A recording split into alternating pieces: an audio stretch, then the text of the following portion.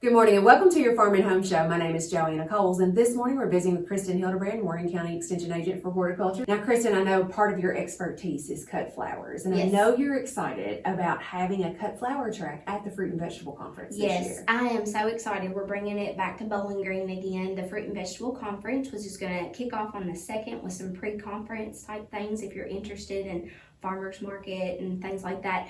And then predominantly the major things like all the breakout sessions will be on January the 3rd and the 4th. And we're really excited about the cut flower offerings that are going to be held on that Thursday, January 4th date.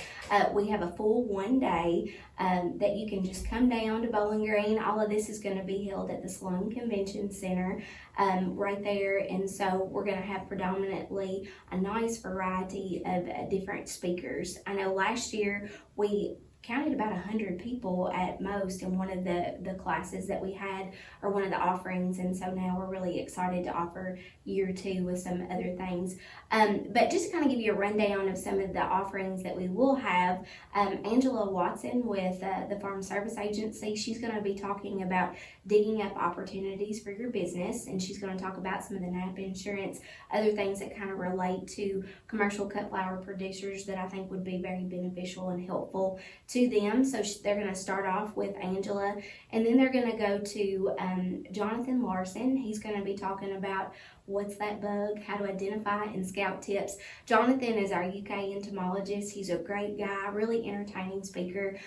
So I think that's going to be very beneficial because we've had some issues with like thrips and other, flowers and pests that, have not been so well. So that is going to be very crucial, especially when you start getting into growing a large volume of cut flowers. So he's going to be talking about that. Later in the afternoon, he's going to be talking about biological control basics. So what biological controls as far as insects that you can put maybe into your field or even into your low tunnels or high tunnels that could be beneficial. Green lacewing could be a possibility of a biological control, but I'll let the entomologist expand more on that than me. We're also going to have maximizing cut flower profits through the inclusion of dual purpose vegetable varieties. So you can kind of look at some of those. A lot of people that not only grow cut flowers, but they have vegetables alongside that.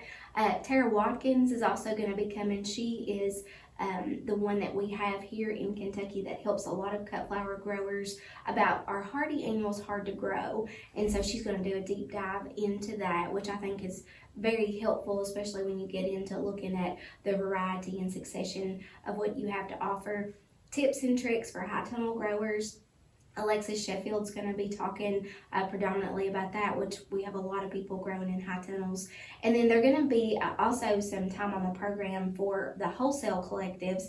We have in our area the SOKY Floral Exchange, but they also have one closer to the Lexington area on the Kentucky Flower Market. So that's another offering that's going to be available. And then Michelle Wheeler from Riverbend Blooms is going to be coming at the end of the program, and she's going to be talking specifically about inviting the public to your farm, what you need to know. So if you have like photographers, or if you're doing U-cut operation, some things you probably need to know, signage and things like that's always helpful. So that's going to be very beneficial too. And then Savannah Columbia, she's with the UK econ department. She's going to be talking about a survey that they have about making the workshop work for you. So this is really a nice offering for the day. Like I said, you can come down to Bowling Green, and we are on Central Time. So if you're on Eastern Time, you can certainly get down to us pretty easy. Now, the full registration, if you register before December the 15th, it is $50. So I'm sure that people can count that off on their taxes. I mean, I feel like that's a small fee to pay for the day. If you register after the 15th, it will go up to $75. But if you register through the Eventbrite posting, then you'll go ahead and have all your registration information whenever you do get on site.